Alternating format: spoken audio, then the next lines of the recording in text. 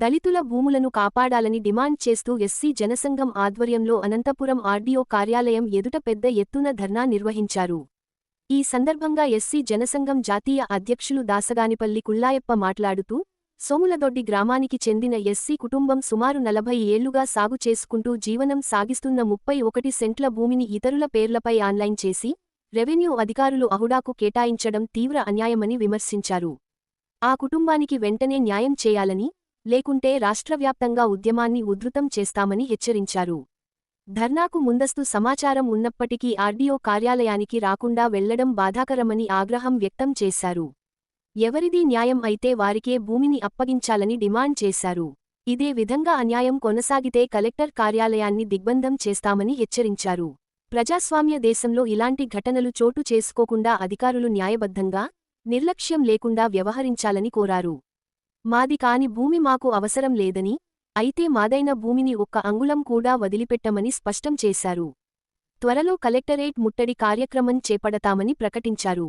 ఈ కార్యక్రమంలో దళిత సంఘం నాయకులు చిన్న Anjaneyulu, SC ST monitoring committee సభ్యులు నేరిమెట్ల ఎల్లన్న, ఎంఆర్పీఎస్ నాయకులు చంద్ర, సోములదొడ్డి నాగరాజు, ఎంఆర్పీఎస్ యూనియన్ నాయకులు అక్కులప్ప, ఎస్సీ ఎస్టీ ప్రజా సమైక్య రాష్ట్ర అధ్యక్షులు మద్దెలచెరువు మల్లి, జీవీఎస్ నాయకులు మల్లికార్జున, ఎస్సీ జనసంఘం రాష్ట్ర ఇన్ఛార్జ్ మాల్యంతో రాంప్రసాద్, అధికార ప్రతినిధి మేకల రమేష్, రాష్ట్ర వర్కింగ్ ప్రెసిడెంట్ సాకే కుల్లాయప్ప, జిల్లా నాయకులు చిరంజీవి, సింగనమల నియోజకవర్గం అధ్యక్షులు రాజశేఖర్, రూరల్ మండల అధ్యక్షులు సుధాకర్, నార్పల మండల అధ్యక్షులు సుధాకర్ తదితరులు పాల్గొన్నారు. అది ఏమైందో ఆన్ గ్రౌండ్ మనకు తెలియదు. దళితుల పట్ల అధికారుల నిర్లక్ష్యం వైఖరి, దళితుల పట్ల అధికార నిర్లక్ష్యం వైఖరి, దళితుల పట్ల అధికార నిర్లక్ష్యం వైఖరి.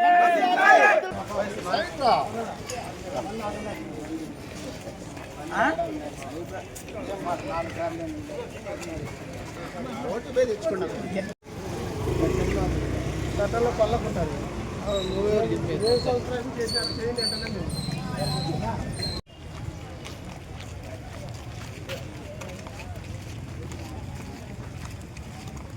ఈనాటి యొక్క కార్యక్రమానికి ఏదైతే సమస్య పైన విచ్చేసినటువంటి ప్రతి ఒక్కరు కూడా ఎస్సీ ఎస్టీ ప్రజా సంఘాలన్నిటి కూడా నా యొక్క ధన్యవాదాలు తెలియజేస్తా ఉన్నాం. మరి ముఖ్యంగా ప్రజాస్వామ్య దేశంలో ఉన్నామా, అటవిక రాజ్యంలో ఉన్నామా, లేక పాలేగాల రాజ్యంలో ఉన్నామా, ఏ రాజ్యంలో బ్రతుకుతా ఉన్నామనేది ఎవరికే కానీ అర్థం కాని పరిస్థితుల్లో ఈరోజు దళిత గిరిజనులు బ్రతుకుతా ఉన్నారు. దానికి ప్రధాన కారణం ఈరోజు సోములదొడ్డి భూములకు సంబంధించి ఒక 31 సెంట్లు స్థలానికి సంబంధించి చూస్తే దగ్గర వాళ్ళు 1949 నుంచి కూడా వాళ్ళు భూమి హక్కు పొంది ఉన్నారు, డీకేటీ పట్ట కూడా పొంది ఉన్నారు.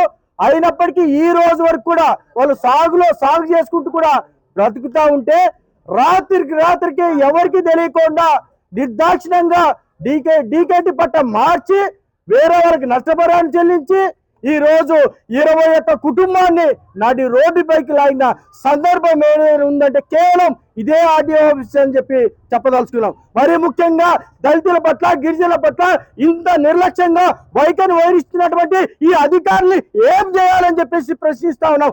దాదాపు నార్పల మండలంలో ఒక సమస్య కోసం పోతే అక్కడ ఎమ్మరో ఉండరు. ఈ రోజు అయ్యా మా పరిస్థితి, మా గోడ ఇది, మా సమస్య ఇదని చెప్పుకుందామని చెప్పేసి ఇక్కడికి వస్తే ఆర్డీఓ ఉండరు. అంటే మేమంటే నిర్లక్ష్యమా, ఏం చేస్తారలే అనే ఒక నిర్లక్ష్య ఆలోచన, లేకపోతే ఏంటి ఇది? ప్రజాస్వామ్య దేశం కాదా ఇది? అంటే మా భూములకి మాకు రక్షణ లేదా? ఎప్పుడో ఇందిరమ్మ గాంధీ హయాంలో పంచిన భూములు తప్ప మరి 1 సెంటు కూడా పంచని ఈ ప్రభుత్వాలు పేదల పట్ల, మరి ముఖ్యంగా ఎస్సీల పట్ల, ఎస్టీల పట్ల ఇంత నిర్లక్ష్యాన్ని ప్రదర్శిస్తా ఉంటే మేము దళిత గిరిజన ప్రజా సంఘాలుగా చూస్తూ ఉండాలా? మేము చూస్తూ ఎన్ని రోజులు ఉండాలి? మా ఆవేదన తెలియజేసిన బాధ్యత మాకు లేదా? మాదైన భూమి 1 అంగుళాన్ని కూడా వదిలిపెట్టమని చెప్పేసి హెచ్చరిస్తా ఉన్నాం. ఈ రోజు ఆర్డీఓ తప్పించుకోవచ్చు, రేపటి రోజు మరొకసారి వస్తాం, అవసరమైతే కలెక్టర్ ఆఫీస్ కూడా దిగ్బంధం చేస్తామని చెప్పేసి హెచ్చరిస్తా ఉన్నాం. ఏదేమైనా సరే ఈ రోజు చంటి బిడ్డలు వేసుకొని ఆడపిల్లలు, ఆ తల్లులు వాళ్ళంతా ఎంత బాధ అనుభవిస్తూ ఉన్నారు. చిన్న పిల్లలు సైతం ఆర్డీఓ ఆఫీస్ దగ్గర కూర్చొని అయ్యా మా బాధ ఇది, మా గోడు ఇది, మమ్మల్ని పట్టించుకోండి అని నెత్తినవరు కొట్టుకుంటుంటే వీళ్ళు ఏమైనా పట్టించుకుంటా ఉన్నారా? మేము ఈరోజు ఆ మహనీయులు డాక్టర్ బాబాసాహెబ్ అంబేద్కర్ ఇచ్చే రాజ్యాంగ స్ఫూర్తితో శాంతియుతంగా నిరసన తెలియజేయాలని వచ్చాం. లేదు ఇదే విధంగా నిర్లక్ష్యాన్ని వీళ్ళు ప్రదర్శిస్తే మాత్రం మా విశ్వరూపాన్ని, మా దళితుల ఐక్యతని, గిరిజనుల ఐక్యతని చూస్తారని చెప్పేసి హెచ్చరిస్తూ, ఏదేమైనా సరే ఆర్డీఓ గారు 1-2 రోజులు మాత్రమే మీకు టైం ఇస్తా ఉన్నాం. ఈ సమస్య పరిష్కారం చేయగలిగితే ఓకే, లేదంటే జరగబోయే పరిణామాలకి మీరే బాధ్యత వహిస్తారని చెప్పి తెలియజేస్తా ఉన్నారు. మీరు డబ్బుల కోసం ఎంత మందిని నాశనం చేస్తారని చెప్పేసి ప్రశ్నిస్తా ఉన్నాం. పక్కనే ఉన్నటువంటి ఒక అగ్రకులానికి చెందినటువంటి 61 సెంటు స్థలం ఉంది, వాళ్ళది పట్టించుకోరేమే. ఆ పక్కనే ఒక రఘునాథ్ రెడ్డి అనే ఒక పర్సన్ కి 3.5 ఎకరం ఉంది, వాళ్ళది పట్టించుకోరేమే. అంటే 31 సెంటు మాత్రమే వీళ్ళ అన్నగారి వర్గాలు, వీళ్ళు ఏం చేస్తారు, వీళ్ళు పేదలు, వీళ్ళు ఎస్సీలు అనే మీ ధైర్యం?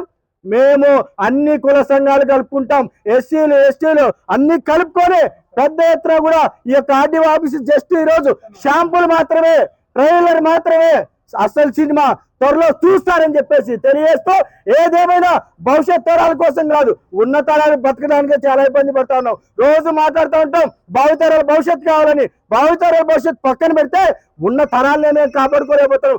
రోజు ఒకరిని కొడతారు, ఒకరు తంతారు, ఇవ్వకపోతే భూములు లాక్కుంటారు, బడ్డర్లు కూడా చేసే స్థాయికి వస్తారు. మరి ఇంకో దారుణమైన సంఘటనలు చెప్తా ఉన్నాయి. ఈరోజు ఏదైతే ఈ యొక్క భూములకు సంబంధించిన అంశాల్లో మేము ఆ భూముల్లోనే లేం. దాస్ గారి బలుకులైపోయిన వాడు ఒకడున్నాడు, ఎఫ్ఐఆర్ కట్టండి అని చెప్పడం, బుక్కల సంస్థలు కట్టడం, నా పైన అక్రమ కేసులు కట్టించారు, ఎఫ్ఐఆర్ చేశారు. నేనేమైనా భూములు ఎవరివైనా లాక్కున్నాను, వీళ్ళ మాదిరి కబ్జా చేశారా? దేనికోసం నా పైన ఎఫ్ఐఆర్ చేశారని చెప్పేసి పోలీసులు కూడా అడుగుతా ఉన్నాం. అదేవిధంగా ఈ సమస్య ఇంతటితో ఆగిపోయిందని మాత్రం అనుకోవద్దని ప్రభుత్వానికి హెచ్చరిస్తూ, అదేవిధంగా ఆర్డీఓ గారు మీరే అంతా చేస్తా ఉన్నారు, మీరే అంతా ఇబ్బంది పెడతా ఉన్నారు, మా ఆడపడుచులంతా తలుచుకుంటే మీరు ఏమైపోతారో ఒక్కసారి ఆలోచించండి. మా ముసురు, మా గోడు కొట్టుకోక తప్పదని కూడా ఆయనకి మరొక్కసారి తెలియజేస్తా ఉన్నాం. ఏదేమైనా సరే మరొక్కసారి ఈ అవకాశం ఇచ్చిన మా మిత్రులకు, మా పెద్దలకి, మా అన్నలకి, మా అక్క చెల్లెలకి అందరికీ పేరు పేరున మరొక్కసారి ధన్యవాదాలు తెలియజేస్తూ జై భీమ్, జై హింద్. అధికారుల దృష్టికి, ప్రభుత్వం దృష్టికి వచ్చినటువంటి మీడియా మిత్రులకు మా ఉద్యమ నమస్కారాలు తెలియజేస్తున్నాం. ముఖ్యంగా అనంతపురం జిల్లా రూరల్ మండలంలో ఉన్నటువంటి సోమలతోటి గ్రామానికి చెందినటువంటి 21 కుటుంబానికి 9 ఎకరాల 20 సెంట్ల భూమిని సర్వే నెంబర్ 2లో ఇవ్వడం జరిగింది. అది బుక్కరాయ సోదర మండలం సింగనమల్లి నియోజకవర్గంలోకి వస్తుంది. ఆ భూమిని 1982లో ఇవ్వడం జరిగింది. అంటే అసైన్మెంట్ చట్టం ప్రకారం భూమి లేని నిరుపేద కుటుంబాలను గుర్తించి ప్రభుత్వం వారు ఇచ్చారు.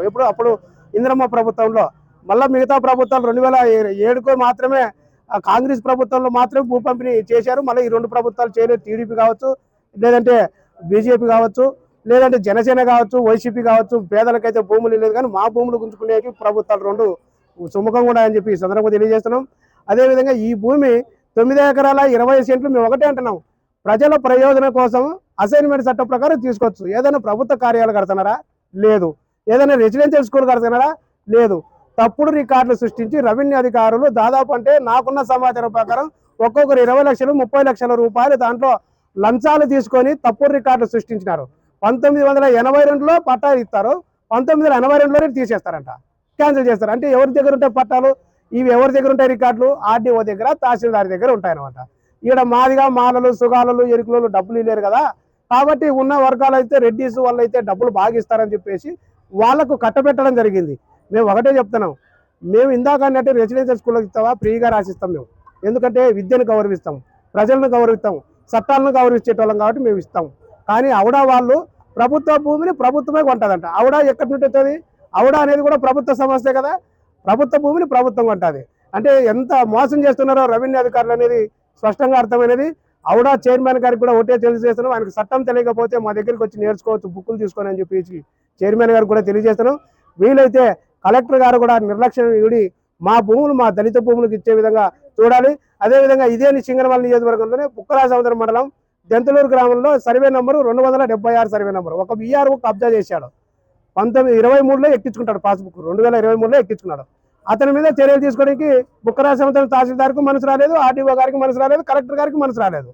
అదేవిధంగా గతంలో అన్వర్ బాషా అనే వ్యక్తి ఎంఆర్ఓగా పనిచేశాడు బుక్రా సదరంలో. కేకే అగ్రవరంలో ఒక దళిత మాదిగ అమ్మాయికి 4 ఎకరాల 20 సెంట్లు సర్వే నెంబర్ 4లో భూమి ఇస్తే ఆ భూమి తహసీల్దార్ తల్లి గారి పేరుతో ఎక్కించుకుంటారు. అంటే రెవెన్యూ అధికారులు ఎంత అవినీతి పరులో ఇప్పుడు బాగా దీన్ని చూస్తే స్పష్టమవుతుంది. రెవెన్యూ అధికారులు ఇప్పటికైనా అవినీతిని మానుకొని చట్టాలు ఫాలోఅప్ చేసే విధంగా అసైన్మెంట్ చట్టాన్ని స్పష్టంగా అమలు చేయాలి. అదేవిధంగా చట్టం ఏమని చెప్తుందంటే ఎస్సీ ఎస్టీ వాళ్ళ భూములు ఎవరైనా కబ్జా చేస్తే జస్టిస్ పున్నయ్య కమిషన్ సిఫారసుల మేరకు ఎస్సీ ఎస్టీ కేసు అప్లికబుల్ అవుతుంది. కానీ ఆ ఎస్సీ ఎస్టీ కేసులు కట్టాలంటే కూడా పోలీసులు కూడా దీంట్లో రాజకీయాలు చేసి పోలీసులు కూడా మమ్మల్ని అనేది ఈ 2 శాఖలు కలిసి దళితులకు తీవ్ర ఇబ్బందులు పెడుతున్నారు. సోమలదొడ్డి గ్రామం 21 కుటుంబానికి భూమి ఉండాల్సిందే. ఆ భూమిని ఎవరు లాక్కునే కాదు. ఔడా ఆఫీసర్లకు కానీ రెవెన్యూ అధికారులకు కానీ ఒకటే తెలియజేస్తున్నాం, ఇప్పటికైనా మీ అవినీతి మాటలు మానుకొని మా భూములు మాకు ఇవ్వండి, లేదంటే మేము ఆ ప్రాణాలు పోయినా కూడా మా భూములు వదులుకోవాలని చెప్పి ఈ సందర్భంగా తెలియజేస్తూ జై భీమ్. అందరికీ జై భీమ్. నా పేరు Nerametla Yellanna, SC ST vigilance monitoring committee జిల్లా సభ్యులుగా కొనసాగుతున్నా. ప్రధానంగా అనంతపురం రూరల్ మండలంలో ఉన్నటువంటి సోములదొడ్డి గ్రామంలో ఎస్సీలకు సంబంధించిన భూములు ఏవైతే ప్రభుత్వం తిరిగి ఔడాకి అన్యాయక్రాంతంగా అప్పచెప్పిందో లేదా వాళ్ళు అమ్ముకొని ఒక వ్యక్తి పేరుని ఆ ఆన్లైన్లో పొందుపరిచి వాళ్ళే రియల్ ఎస్టేట్ వ్యాపారం చేస్తున్నారనేది ఈ సందర్భంగా మనకి తెలుస్తుంది. ప్రధానంగా ఇలాంటి భూములు అనంతరం రూరల్ మండలంలో రెవెన్యూ అధికారులు ఎవరూ లేని భూముల్ని ఒక వ్యక్తి పేరు మీద ఆన్లైన్ చేసి ఆన్లైన్ ద్వారా ప్రభుత్వానికి ఈ యాజమాన్యపు హక్కులు వేరే వ్యక్తి కలిగించి వాళ్ళ ద్వారా ఔడా సంస్థకు అమ్మినామని చెప్పేసి వీళ్ళకు కూడా దాంట్లో పార్ట్నర్షిప్ ఉంటుందని కూడా ఈ సందర్భంగా తెలియజేస్తున్నాం. ఎందుకంటే ఒకసారి దళితులకు ఇచ్చిన భూముల్ని ఎవరు కూడా అన్యాయక్రాంతం చేయడానికి వీల్లేదు. అలాంటి ఎవరైనా చేసింటే ఖచ్చితంగా ఇప్పుడు సోములదొడ్డి విషయంలో దళితులకు భూములు దళితులకు చెందే విధంగా చట్టపరమైనటువంటి చర్యలు ఆర్డీఓ గారు తీసుకోవాలని ఈ సందర్భంగా తెలియజేస్తున్నాం.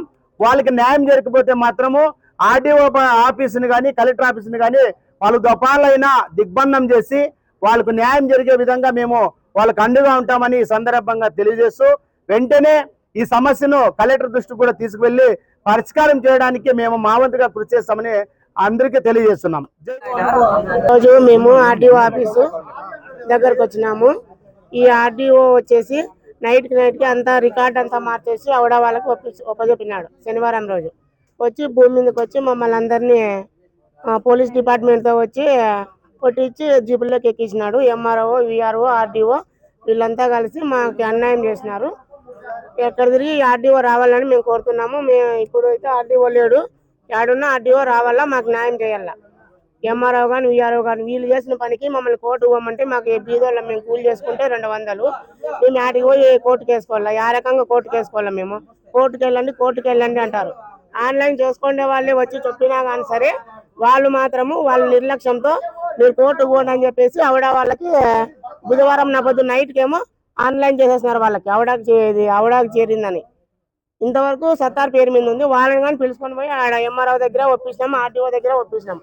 అయినా కానీ మా మాట వినకోకుండా వాళ్ళు ఆవిడకి ఒప్పచెప్పేసి మీరు ఏమీ లేదు కోర్టుకు పోండి అని చెప్తున్నారు. మేము ఏ రకంగా వాళ్ళ కోర్టుకి అన్యాయం చేసినది ఆర్డీఓ, విఆర్ఓ, ఎంఆర్ఓ.